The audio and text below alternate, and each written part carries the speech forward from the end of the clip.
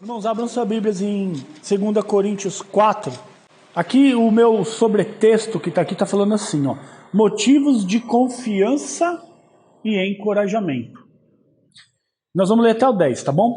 Em tudo somos atribulados, mas não angustiados, perplexos, mas não desanimados, perseguidos, mas não desamparados, abatidos, mas não destruídos, trazendo sempre por toda parte a mortificação do Senhor Jesus no corpo, para que a vida de Jesus se manifeste também no nosso corpo. Tá bom? Vamos estar orando? Depois nós vamos ler até o final esse texto, tá? Senhor, meu Deus e Pai, muito obrigado, Senhor Jesus, por esta palavra. O Senhor possa estar me usando, Senhor Jesus, neste momento, para que possa estar falando aos irmãos.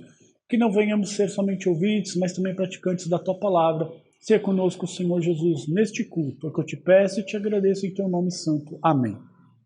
Podem se assentar, irmãos.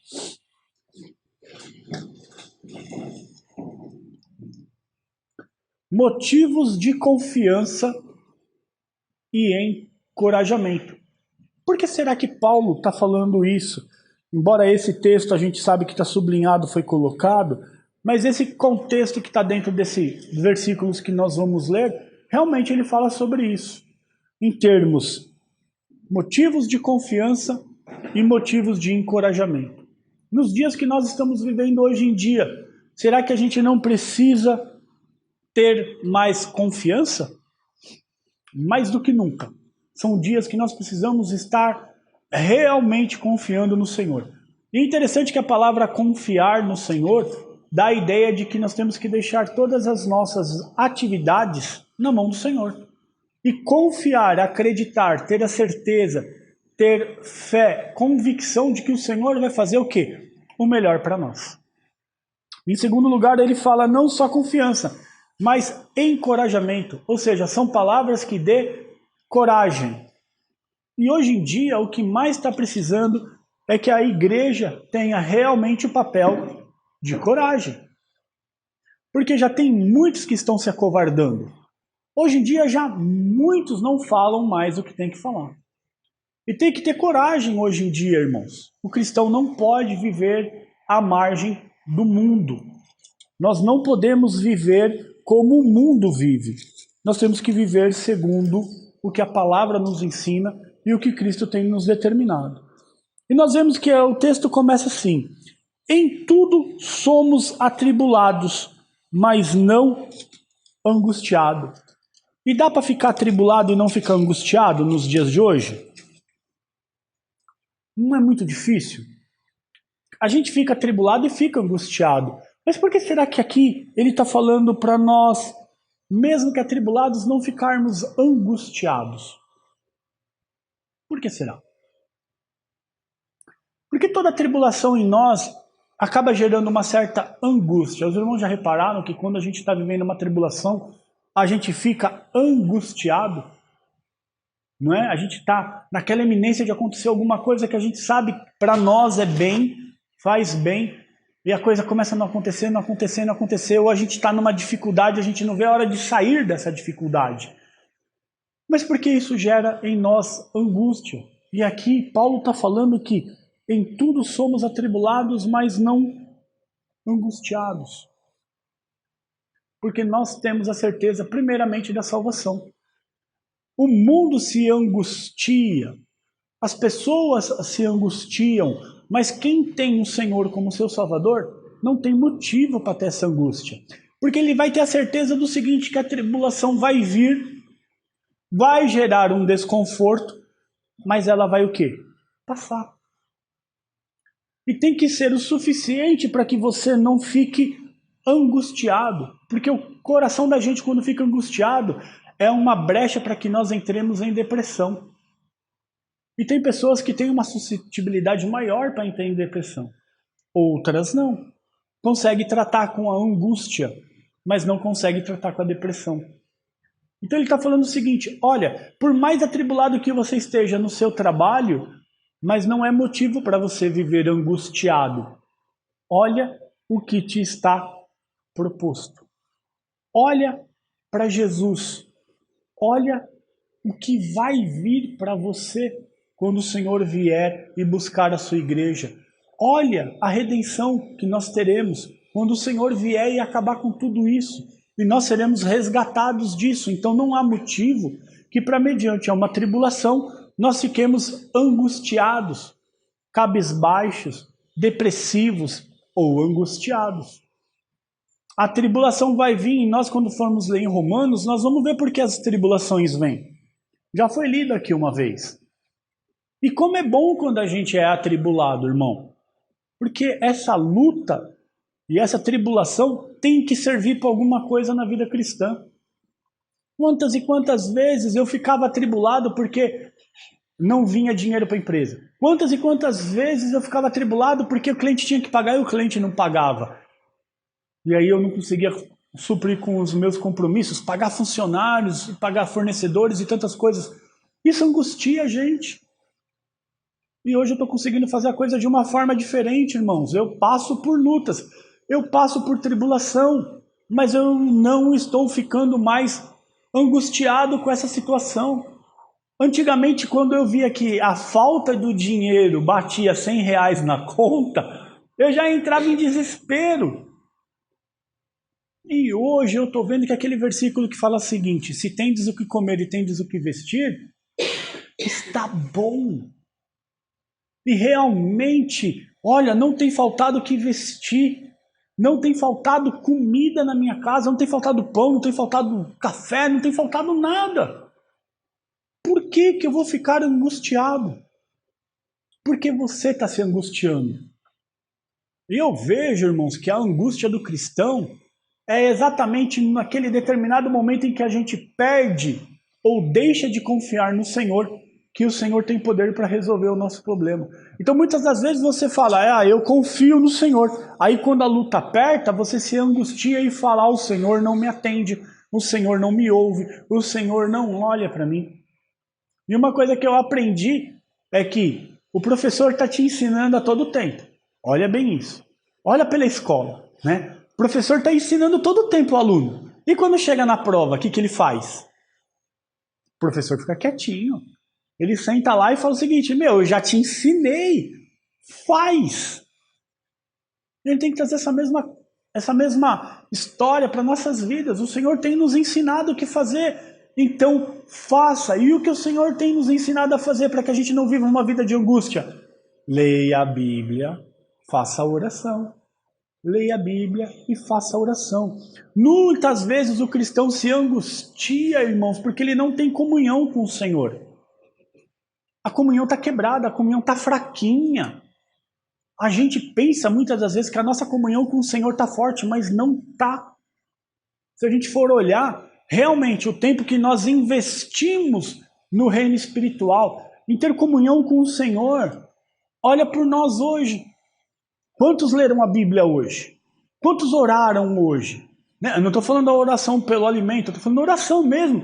Tirou um tempo e falou, eu vou dobrar o meu joelho lá no meu quarto, vou fechar a porta e vou orar. Né? Nós temos um domingo de 24 horas. Nós estamos ganhando só essa hora agora que nós estamos em comunhão na casa do Senhor. Mas e as outras horas? Vamos ficar aqui 2 horas talvez? 3 horas no máximo. De 24 horas, o restante do tempo nós gastamos com todas as outras coisas, mas não gastamos com o Senhor. E aí o que acontece? Quando vem a tribulação, a palavra fala que nós não devemos ficar angustiados, mas a gente se angustia. Se nós tivéssemos a certeza da comunhão com o Senhor, uma fortaleza, uma comunicação aberta da nossa parte com o Senhor, não ficaríamos angustiados. E quando tivesse a tribulação, nós ficaríamos atribulados, porém não ficaríamos angustiados. E você já viu que você angustiado, o seu humor muda? A pessoa quando está angustiada, a primeira coisa que muda é o humor. A pessoa angustiada, você dá bom dia, ela nem responde. Você fala, oi, tudo bem? A pessoa te ignora. Porque ela está tão angustiada que ela não consegue sair do seu próprio problema nem para cumprimentar uma pessoa. E a palavra fala, estamos sendo atribulados. Talvez nunca, não vou dizer talvez nunca na história, mas olha como nós estamos sendo bombardeados de forma por atribulação hoje, psicologicamente. Olha como a igreja está passando por tribulação em todos os pontos. E isso a gente sabe que ainda vai ficar pior. Pessoas que, quando se tornam angustiadas por causa das tribulações, abandonam o corpo de Cristo. Você passa mensagens, a pessoa nem te responde mais, de tanta angústia que está. Então, meu irmão, quando vier a tribulação, mesmo que você se sentir angustiado, não é para se sentir angustiado na tribulação. Perplexos, mas não desanimados. Olha como nós estamos perplexos pelas coisas que acontecem. Olha como estão ceifando o nosso direito daquilo que nós queremos. A gente não fica perplexo com isso? A gente não fica perplexo quando a gente vê que parte do poder que dirige o nosso país ceifa direitos básicos, por exemplo, de liberdade de expressão. Eu tenho o direito de falar o que eu quero. A Constituição me garante isso. Mas algumas pessoas pensam que não. Então daqui a pouco nós vamos ficar cada vez mais perplexos quando a gente vê que essas pessoas vão falar o seguinte: você não pode mais falar de Jesus. Jesus não é mais o único caminho, a verdade e a vida. Agora Maomé também é, Hare Krishna também é, Buda também é, e assim vai sucessivamente. E muitos, e muitos, e muitos. E o cristão verdadeiro, a primeira coisa que vai acontecer, ele vai ficar o quê? Perplexo. Perplexo. Mas nós podemos ficar perplexo, mas não vamos nos desanimar por causa disso. Né? A gente pode ficar perplexo por toda a condição que está acontecendo dentro de várias igrejas, de ver nossos parentes e entes queridos enfurnados nessa situação. Mas a gente não pode nos desanimar em cima da perplexidade do que o mundo está oferecendo. E uma coisa a gente tem que estar em mente, irmãos, se o mundo está levando você para lá, ó, a correnteza está levando você para lá, a primeira coisa que você tem que fazer é ir caminho contrário do mundo. A gente vê na televisão, muitas das vezes, naqueles documentários, eu vou falar o nome do peixe aqui, não sei se eu vou falar certo, mas o salmão. O salmão, quando vai botar os ovinhos dele lá e vai fazer a fecundação para ter novos peixinhos, vamos dizer assim, ele não nada a favor da correnteza, ele vai contra a correnteza no rio. Até ele chegar na parte mais limpa do rio e lá ele vai colocar os ovinhos dele. Ele não vai de acordo com o rio. E você sabe que eles morrem, né? Muitos deles morrem. Os ursos comem na metade do caminho, né? Mas muitos morrem quando chega lá, mas eles cumprem com a sua parte. E se nós ficarmos olhando para as coisas desse mundo, cada vez mais nós vamos ficar perplexos do que ocorre. Olha a perplexidade, agora o cara sai para roubar, é trabalho. Onde já se viu isso? O camarada sai para roubar, é trabalho? Nunca. Como que um cristão aceita uma situação dessa? Perplexos, mas não desanimados.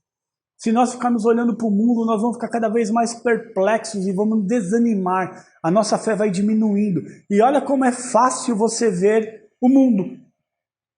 É só você abrir seu celular, seu computador, seu tablet. Aí vem notícia de Ucrânia. Aí vem notícia de fome na África.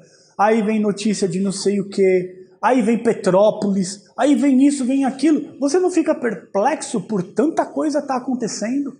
E se nós só darmos ouvidos a essas coisas, o desânimo vai vir. Ele está falando o seguinte: você pode ficar perplexo com tudo, mas você não pode desanimar. Não desanima.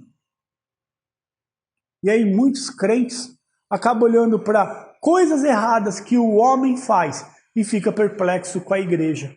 E desanima. Ah, não vou mais para a igreja. Perplexo. Perseguidos, mas não desamparados. Eu assisti um filme esses dias, Paulo, o apóstolo Paulo, de 2018. Eu quis assistir esse filme. E uma coisa me chamou a atenção ali no filme, e que eu acredito que deve ter acontecido assim mesmo. A hora que os cristãos foram presos e eles eram expostos à arena para as feras, que coisa aquilo. E ele falando assim, é só um momento. perseguidos, mas não desamparados. Não sei se foi assim, mas eu imagino, porque se eu tivesse preso, eu teria agido daquela forma. Irmãos, vem cá, vamos orar. Vai ser rápido. Vai ser rápido, mas eles não estavam desamparados. Não estavam desamparados, mesmo presos, não estavam desamparados. E você vê homens, mulheres, velhos, crianças, na hora que o portão abre, indo de cabeça erguida, para as feras os devorarem, para os gladiadores os matarem, porque ele sabia que ali era só um momento, que o Senhor jamais desampararia eles. E a igreja primitiva fez isso por nós. Se eles não tivessem morrido, o evangelho talvez não teria chegado até nós agora. Precisou de que isso acontecesse, para que esse evangelho fosse pulverizado. Porque quando houve perseguição aqui, o que os cristãos faziam? Iam para lá. Mas paravam de evangelizar? Paravam de falar? Não! Ali eles continuavam orando, aí a perseguição vinha para lá, eles vinham para cá, e vinha para cá. E cada lugar que eles eram perseguidos, a igreja se firmando. Nunca um cristão ficou desamparado. O Senhor não desampara seus filhos. Perseguidos, mas não desamparados. Abatidos, mas não destruídos. E a gente não fica abatido, irmãos, quando a gente vê tanta coisa acontecendo no nosso redor? A gente se abate. A gente se abate por entes queridos que a gente vê que está no engano. Está fazendo parte dessa, como é que ele lá em Colossenses fala? Dessa apostasia. E a gente tem que estar de olho aberto para a gente também não entrar nisso. O quanto a gente fica abatido pelas nossas próprias tribulações. Relacionamento em casa, como isso não abate a gente? Como que a gente vai fazer para essas coisas não abaterem a gente? Só tem uma forma, irmão, de que tudo isso realmente seja conforme está falando aqui, ó. Atribulado, mas não angustiado, perplexo, mas não desanimado, perseguido, mas não desamparado, abatido, mas não destruído. Só tem uma forma disso acontecer na nossa vida, é se nós dobrarmos os nossos joelhos a Cristo. Se nós nos humilharmos diante da potente mão do Senhor, Ele vai cuidar da gente. E a confiança que nós temos em Cristo Jesus vai fazer exatamente com que essas coisas se cumpram em nossas vidas. Por mais difícil que possa isso estar sendo para nós. Trazendo sempre por toda a parte a mortificação do Senhor Jesus no corpo, para que a vida de Cristo se manifeste também no nosso corpo. Ou seja, veja bem, irmãos, nós estamos trazendo por toda a parte. Por todo lugar que eles passavam, por todo lugar que eles falavam, eles estavam pregando a mortificação do Senhor Jesus Cristo no corpo, para que a vida de Jesus se manifestasse na vida de cada um deles. E nós precisamos que a vida de Jesus se manifeste em nossas vidas. E como é difícil a gente fazer isso. Hoje em dia tem crente que trabalha do lado de um crente, numa empresa de crente, e ninguém sabe que é crente. Não sabe que é cristão, não sabe que tem a fé em Cristo Jesus, porque não traz na sua própria vida a marca de Cristo, não traz dentro da sua própria vida a manifestação da vida de Jesus na vida dele. Não traz. E assim nós que vivemos, estamos sempre entregues à morte por amor de Jesus, para que a vida de Jesus se manifeste também na nossa carne mortal. Irmãos, eles estavam sendo perseguidos, eles estavam sendo mortos. Paulo talvez ali estivesse vendo isso e lembrando do tempo que ele fazia a mesma coisa com a igreja. Perseguia, matava, não tinha piedade não. Quantos e quantos Paulo não ordenou a morte? Quantos e quantos Paulo não encerrou nas prisões? De maneira em que nós agora opera a morte, mas em vós a vida. E temos, portanto, o mesmo espírito de fé. Como está escrito, cri, por isso falei. E nós cremos também, por isso falamos. Irmãos, aqui eu quero dar um parênteses. Paulo está falando que eles creram e estão passando para nós aquilo que eles ouviram. Nós também cremos na mesma coisa, mas nós estamos passando para os outros aquilo que nós ouvimos. Você está sendo um evangelizador? Você está sendo uma pessoa que está divulgando o que o Senhor tem feito na sua vida? Domingo que vem eu vou abrir oportunidade para testemunho. Eu queria ver se alguém tem testemunho para dar. Vai falar exatamente sobre o que Deus tem feito na sua vida. E o que você tem falado de Jesus para as pessoas que te cercam? Tem falado? Você tem mostrado essa fé que você creu? Olha bem, crie, por isso falei. Nós cremos também, por isso também falamos. Então, se vocês creem, vocês não podem guardar essa boa semente como se fosse uma joia preciosa que você esconde num guarda-roupa. Essa preciosidade tem que ser falada, tem que ser divulgada, tem que ser explanada. E olha, não adianta falar que não está tendo oportunidade de falar de Cristo. O Covid foi a maior oportunidade que a igreja teve para falar de Cristo. E muitas das vezes a igreja só teve motivo de falar coisas relacionadas à doença, à morte, mas não falou sobre a vida. Não falou que Jesus Cristo tem poder para a transformação, para transformar vidas, para salvar. Falamos que cremos em Cristo, mas quando temos que falar dele, nós não falamos, nós nos calamos. As pessoas têm que saber que você tem que refletir a imagem de Cristo. O que Cristo faria no seu lugar? Lá no seu trabalho, como Cristo agiria? No seu relacionamento em casa, como Cristo agiria? No seu relacionamento com seus filhos, como Cristo agiria? Sabendo que o ressuscitou, o Senhor Jesus nos ressuscitará também por Jesus e nos apresentará convosco. E olha que legal, irmãos. Aqui eu entendo que Deus ressuscitou Jesus Cristo, nós também seremos ressuscitados e todos nós seremos apresentados juntos. Paulo vai ressuscitar, Mateus, Lucas, todos os apóstolos, todos aqueles da igreja primitiva também vão ser apresentados junto conosco. Se nós estivermos mortos, teremos os nossos corpos transformados. E se estivermos vivos, também. Os que estiverem mortos ressuscitarão primeiro.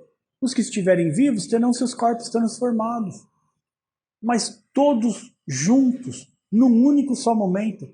Já pensou que legal isso? Hein? A gente poder ver algo que a gente fala hoje para muitos, isso parece ser uma loucura. Mas pode ter certeza que de Adão até o último homem que nascer, ou a última mulher que nascer, todos nós vamos ter que se apresentar diante do Senhor. Todos nós vamos ter que se apresentar. Não pensa que porque você é cristão, você não vai dar conta do que você faz ou do que você fez. Você vai dar conta sim. Vamos dar conta pelos nossos pensamentos e pelas nossas atitudes. Por tudo isso. Porque tudo isso... vamos ler Romanos... Eu acabei pulando aqui. Romanos 5, irmãos, desculpa. Romanos 5:1. Depois nós vamos voltar lá. Vai do 1 ao 6, tá? Já pedi para os irmãos deixar separado, então os irmãos já devem ter achado. Tendo sido, pois, justificados pela fé, temos paz com Deus por nosso Senhor Jesus Cristo, pelo qual também temos entrada pela fé esta graça, na qual estamos firmes e nos gloriamos na presença da glória, na esperança da glória de Deus. E não somente isso, mas também nos gloriamos nas tribulações. Nós falamos aqui já sobre isso um dia. E olha só, nas tribulações, sabendo que a tribulação produz paciência. Então, muitos de nós estão reclamando das tribulações que nós estamos passando no nosso dia a dia, e aí nós ficamos, como ele está falando lá, atribulados, porém não angustiados. Então, ao invés da tribulação nos causar angústia, a tribulação tem que nos causar o quê? Paciência. Olha lá, sabendo que a tribulação produz paciência. Então, quanto mais tribulado você for, mais angustiado você fica? Não. Quanto mais tribulado você for, mais experiente você fica. Ao ponto de quando vem a tribulação, você fala o seguinte: já sei, isso vai ser passageiro. Se eu dobrar então o meu joelho diante do Senhor, talvez isso seja num piscar de olhos, se for da vontade do Senhor. Por quê? Porque você já sabe que essa tribulação dentro de você te criou o quê? A experiência de confiar no Senhor e não de reclamar. Vamos continuar. E a tribulação produz a paciência. Então você sabendo que vem a tribulação, você fica paciente nessa história. Você espera, guarda um pouquinho, segura, deixa ela passar, o Senhor vai tratar isso nessa tribulação. Sede paciente. Eu acabei invertendo com o versículo lá, desculpa. Sede paciente. A tribulação tem que gerar em nós o quê? Paciência. Calma. Não haja de supetão. Porque nós temos a mania de quando os problemas vêm na vida da gente, a primeira coisa que a gente faz é sair gritando, sai falando, sai fazendo um monte de coisa. Não, calma. Deixa a tribulação criar na sua vida paciência. Porque a paciência vai gerar em você experiência. E aí essa experiência vai falar o seguinte: puxa, eu já passei por alguma coisa parecida no passado. Eu já passei por tribulações maiores. Eu já passei por tanta dificuldade. Eu tive que ter o quê? Paciência. A experiência está falando para você. Paciência. Uma vai gerar a outra. E a experiência, a esperança. Qual é a nossa esperança? É que quando Cristo voltar, todas essas coisas vão ser aniquiladas.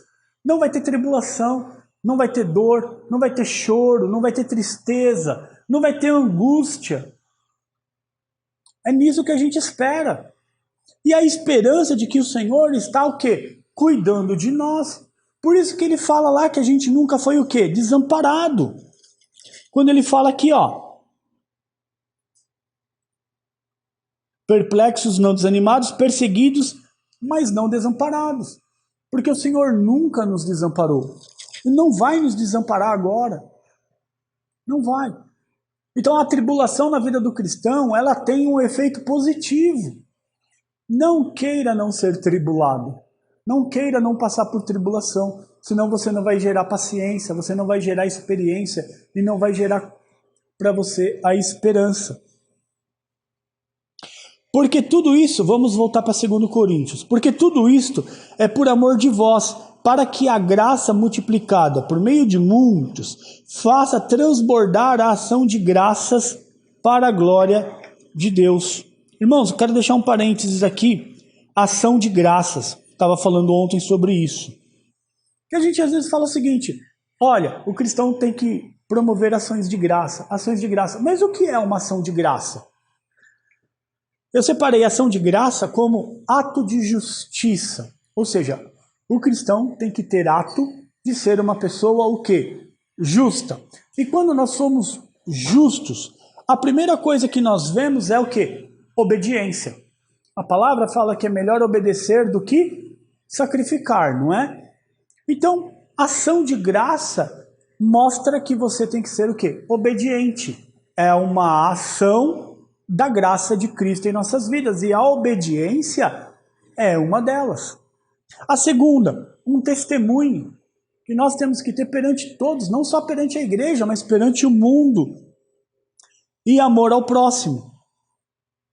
São ações de graça. Então, você está obediente? Você tem sido obediente ao Senhor, obediente à palavra do Senhor? Você tem dado um bom testemunho? Você tem amor ao próximo? E agora nós vamos ver algumas características desses atos de justiça, ação de graça. Os irmãos podem abrir em Gálatas 5:22. Está bem pertinho de onde a gente leu lá hoje, no estudo. É só continuar um pouquinho mais para frente. Depois de 2 Coríntios, já entra em Gálatas. Já é logo o primeiro livro depois de 2 Coríntios. É só isso, um pouquinho mais para frente, vai entrar em Gálatas 5.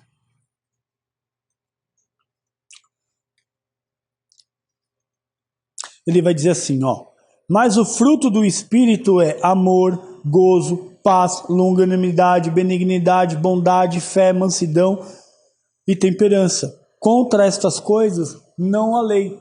Isso aqui tudo são ações de graça que nós temos que ter como características dentro de nós, como cristão. Olha só que interessante. Você tem tido amor? Ou você tem sido uma pessoa rixosa?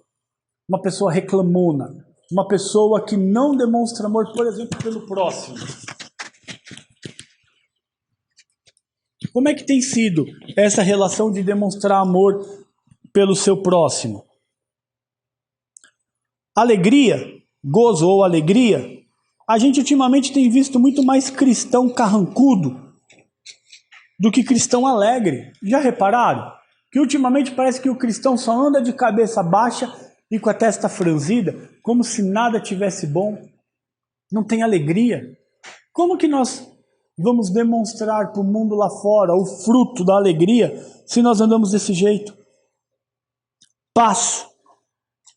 Hoje em dia tem gente que vive em guerra o tempo todo. Vive em guerra até consigo mesmo. Nunca está satisfeito com nada. Longanimidade, ser longânimo, demorado para se irar. Uma pessoa que demora para tomar uma atitude, digamos assim, mais pesada, mais enérgica, mais dura, que pode magoar uma outra pessoa. Longânimo, sabe? Benigno, que trata bem a todos. Tratar bem a todos. Bondoso, com fé, seja uma pessoa mansa. Não é aquela que já ouve alguma coisa e fala: cala a boca, fica quieto, não te perguntei nada. Não, não é assim não, tem que ter bondade. Seja bondoso. Temperança. Temperamento calmo.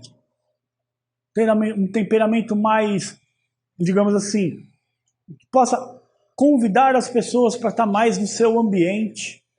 Isso são coisas que nós temos que ter características do cristão. Isso são frutos que nós devemos estar tendo todo o tempo.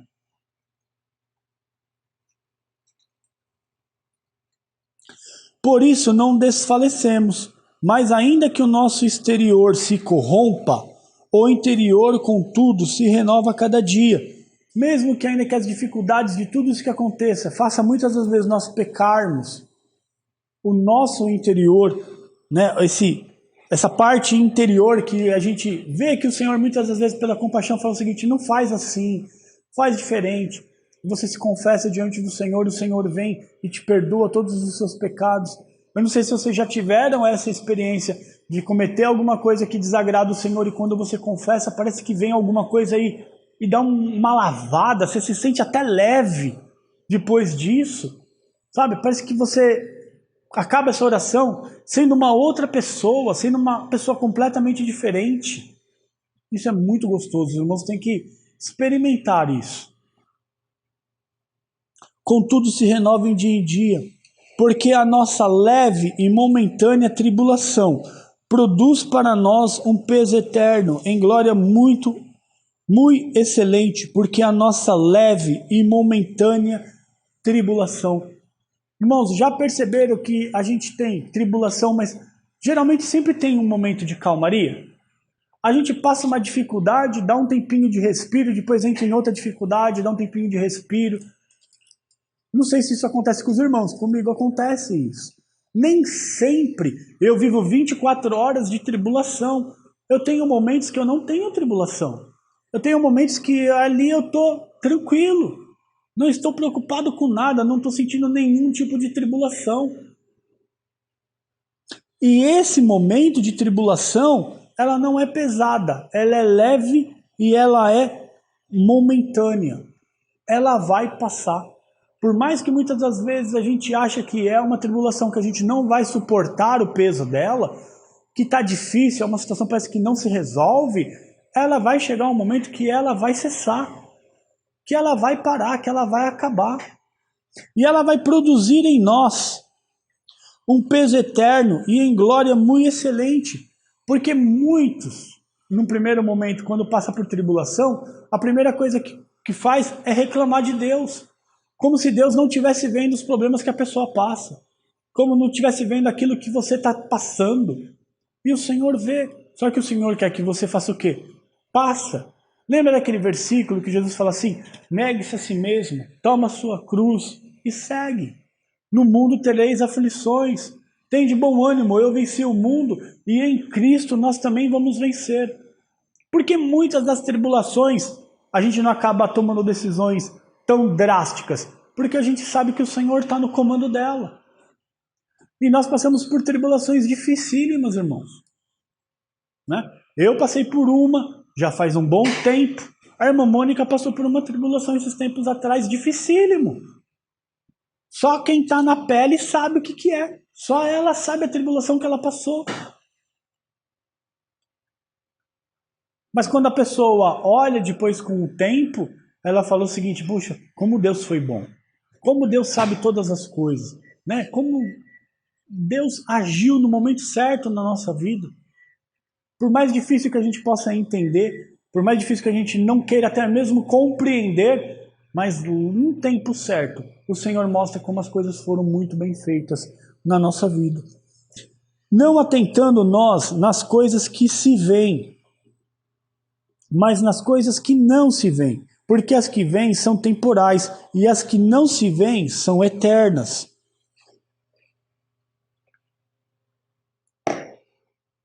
Não atentando nós nas coisas que se veem, mas nas coisas que não se veem.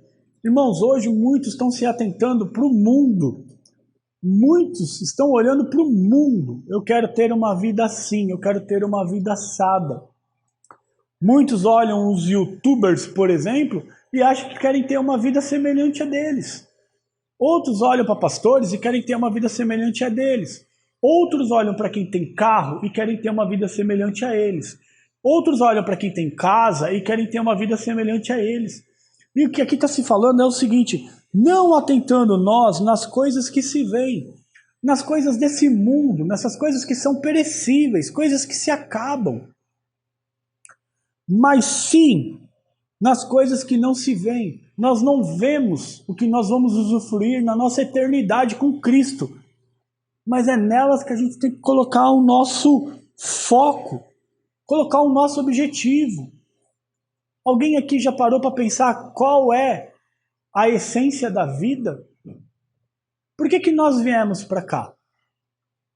Por que no momento de fecundação, vamos dizer assim, com tantos concorrentes que nós tínhamos, por que justamente eu? E por que justamente você? Qual o sentido disso? Por que estamos aqui? Por que não foi o outro que estava do lado? Por que fui eu que nasci? Qual é o seu sentido da vida? Isso é cada um vai ter que olhar isso e pensar para si mesmo. Deus te colocou nesse mundo, por mais que a gente não vê as coisas espirituais como nós deveríamos ver, mas Ele te colocou com um objetivo. E você tem esse objetivo. Nós temos que achar esse objetivo e percorrer ele. E um dos objetivos que eu falo é que o Senhor nos colocou nesse mundo para sermos salvos e não para sermos ricos. Se fosse o objetivo da vida a gente juntar riqueza, a gente deveria levar pelo menos um lápis, um papel e uma borracha. A gente não leva nada daqui. Então o objetivo da nossa vida não são as coisas que nós vemos. E nós perdemos o foco, nós mudamos o foco, nós tiramos o nosso foco das coisas espirituais para estarmos olhando para as coisas materiais. E se fosse para nós termos coisas materiais na nossa eternidade, a gente talvez levasse alguma coisa material daqui, mas a gente não leva nada. A gente não consegue levar a roupa do corpo. A gente não leva. Mas nós estamos nos preocupando e gastando o nosso tempo, a nossa energia, consumindo o nosso foco nas coisas desse mundo. E olha o que ele está falando aqui, ó. Não atentando nas coisas que se veem, mas nas coisas que não se veem. Porque as coisas que se veem são temporais. Irmãos, eu estava vendo outro dia, falei isso daqui num outro culto. Outro dia eu estava jogando bola, bolinha de gude. empinando pipa, jogando bola na rua. Hoje eu tô com 50 anos. Olha como o tempo passou rápido. E eu nem percebi direito. E a gente ainda fica gastando o nosso tempo com essas coisas temporais. E as que não se veem são eternas. São essas coisas que nós não estamos vendo com os nossos olhos. Mas pela fé nós cremos em Cristo Jesus, que está nos proposto algo diferente. Algo diferente desse mundo. É por isso que nós estamos aqui hoje. Para agradecer o sacrifício de Cristo na cruz. É para isso que isso é importante. É por isso que nós estamos aqui essa noite. Para louvar o nome do Senhor, engrandecer Ele. E saber que nós não temos que ficar olhando para essas coisas que são visíveis. Antes eu me preocupava tanto. Né? Eu falei isso para os irmãos, ter casa na praia, ter um bom carro, ter uma conta financeira boa. Eu não ligo mais para essas coisas, irmãos. Isso perdeu a graça. O que eu gostaria mesmo é que o Senhor se mostrasse para mim e falasse o seguinte: tá indo no caminho certo, hein, Tom? Beleza, continua. Teria muito mais valia do que qualquer outras coisas desse mundo. Eu quero ir para o céu, irmãos. Então eu não posso ficar olhando para as coisas dessa terra. Eu não posso querer ficar juntando tesouro aqui, me desgastando no trabalho, me desgastando em tantas as coisas e consumindo o tempo que eu deveria estar tendo de comunhão com o Senhor. Façam o mesmo. Por isso que hoje eu quero lançar um desafio para os irmãos aqui na nossa igreja. Eu estava de tarde sentado no sofá da sala e alguma coisa me falou o seguinte. Isso é para mim, tá, irmãos? Não sei se vai servir para os irmãos. Que a nossa igreja ora muito pouco. A nossa igreja ora muito pouco. E eu vou lançar um desafio para os irmãos. Nós vamos pegar o intervalo entre o estudo e o culto. Por enquanto, pelo menos meia hora de oração. Eu quero desafiar vocês a estarem orando comigo nessa meia hora. Por quê? Porque a oração, a palavra é importantíssima, irmãos. Não estou tirando o peso da palavra. Mas a oração é quando nós estabelecemos uma comunicação direta com o Senhor. É nós e Deus. Nós oramos pouco em casa e nós não estamos orando o suficiente como igreja, como corpo de Cristo. Precisamos orar mais. Precisamos ter mais momentos juntos de oração. E a gente não está tendo isso. Então eu quero desafiar os irmãos no domingo que vem. A gente, no intervalo entre o estudo e o culto, começarmos com meia hora de oração. O irmão que puder ajoelhar, vai ajoelhar. O irmão que não puder, não ajoelha. Mas eu gostaria muito que cada um fizesse uma oração. Não é obrigatório, não estou impondo, mas seria bom que todos orassem. Nem que seja, Senhor, obrigado porque eu estou aqui hoje. É uma oração. Mas que todos pudessem orar em conjunto, em comum. A igreja primitiva fazia todo mundo junto. Estavam todos em comum. E a gente leu no domingo passado que nós temos que ter o mesmo espírito, a mesma fé, o mesmo pensamento. E nós não estamos tendo. E eu creio, irmãos, que se nós orássemos junto, o Senhor vai trabalhar de uma forma diferenciada na vida dos irmãos e na vida da nossa igreja. E eu quero, e eu sinto, irmãos, que eu preciso forçar os irmãos na oração. Eu preciso me esforçar na oração. E sei que os irmãos também precisam se esforçar na oração. Posso lançar esse desafio para os irmãos, então? No domingo que vem? Nem que a gente comece com meia hora. Mas é fundamental, irmãos, que a gente ore. Como que nós vamos estabelecer uma comunicação direta com o Senhor se a gente ora tão pouco? Como que a gente vai manter mais conhecimento do Senhor se a gente tem pouco tempo de palavra, pouco tempo de culto, pouco tempo da gente estar junto e podendo falar das coisas que o Senhor tem feito? O Dielson e a Sandra acho que não estavam aqui, mas eu vou contar para os irmãos um testemunho que aconteceu com a gente ontem. Ontem nós fomos na casa de um irmão que tinha um culto. Nós participamos do culto lá. Tudo muito bom, Maravilha, vamos embora, vamos embora. Entramos no carro, olha, irmãos, a gente fez todo o motor, fizemos tudo no carro da Adriana, o carro da Adriana só falta trocar 2 pneus da frente, para não falar que não falta nada. Mas nós fizemos tudo, toda a manutenção do carro. Vambora? Vambora, entramos no carro, quando eu fui dar na chave o carro, nhê. Nossa, desliguei, liguei de novo, ele, nhê, não pegou. E é carro automático, você tem que bater na chave, ele tem que pegar. Tentei uma terceira vez e ele, nhê. Aí eu olhei pra cara da Adriana, a irmã Margarida já falou, vamos ficar com calma. Aí a irmã Margarida falou assim, vamos orar. Falei, vamos orar, porque a gente precisa ir embora. Nós estávamos lá em Suzano, 11h30 da noite. E ali nós pudemos orar. Falei, Senhor, a gente não sabe o que está acontecendo, mas o Senhor sabe que a gente precisa ir embora. Eu sei que nós fizemos essa manutenção no carro, então é algo que o Senhor está permitindo, que seja conforme a sua vontade. Nós não vamos reclamar, nós não vamos murmurar. Ó, uma tribulação. Não é fácil, irmãos. Cansado. Precisando ir embora. Um carro que você gastou um dinheirão para fazer a manutenção e você dá na chave e ele... Nhê. Terminamos a oração, esperamos um pouquinho, os irmãos já estavam lá fora olhando por que a gente não conseguiu ir embora. E aí eu falei, bom, seja feita a vontade de Deus, a gente orou, vamos ver, né? E papum, pegou o carro. Ô glória, Deus é bom, vambora.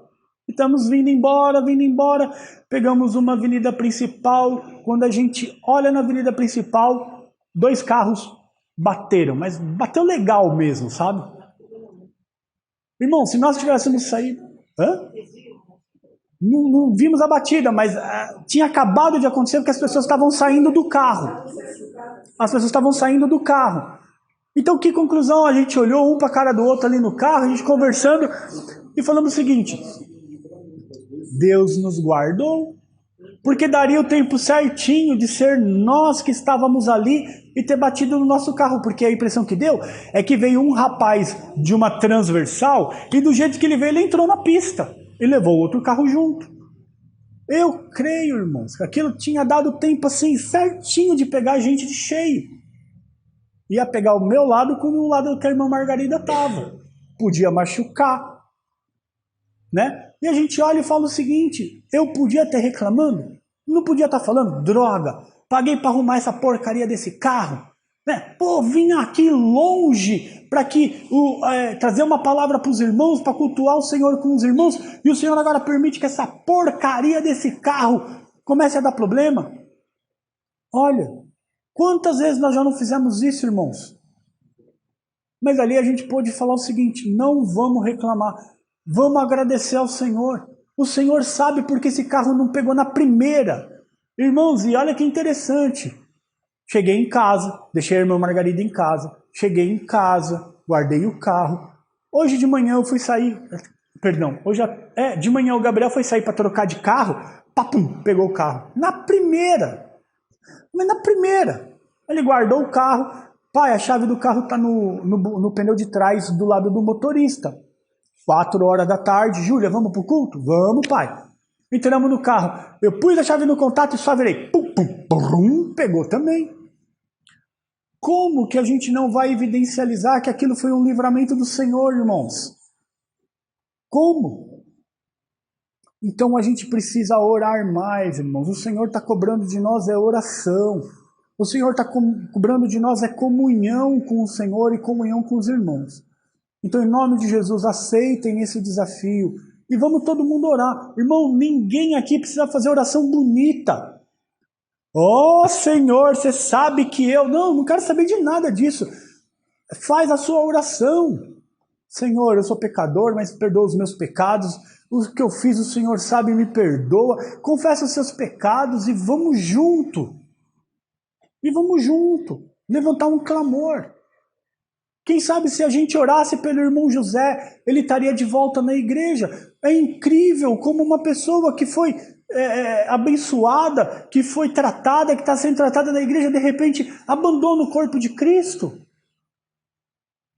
Como pode? Precisamos orar por ele. Precisamos orar pelos outros que fazem parte do grupo, que nem sequer estão mais aparecendo e que nunca apareceram no corpo da igreja, nunca sequer nos visitaram. E a gente precisaria levantar um clamor por essas vidas, que talvez essas vidas estejam sobre um jugo tão pesado de Satanás, estão tão atribulados que não estão conseguindo ver o que o Senhor tem para eles. E nós somos culpados disso? Não, somos responsáveis por estar ajudando esses irmãos em oração. Em oração. Eu desafio os irmãos a orar. Eu não estou falando aqui de oração longa, de meia hora, de 40 minutos, mas fala aquilo que o Senhor colocar no teu coração. Mas não deixe de orar. Não deixe de orar em casa, mas no domingo que vem eu quero ver os irmãos orando. Então os irmãos estão desafiados, irmãos. E depois disso eu vou lançar um outro desafio, mas eu não vou falar agora o que é. E eu garanto para os irmãos que não só nesse primeiro desafio, mas no segundo desafio, quando vocês aceitarem, nós vamos ver o Senhor trabalhar de uma forma diferente na vida da gente. Na vida da gente. E que a gente possa estar fazendo isso daí quanto antes. Amém?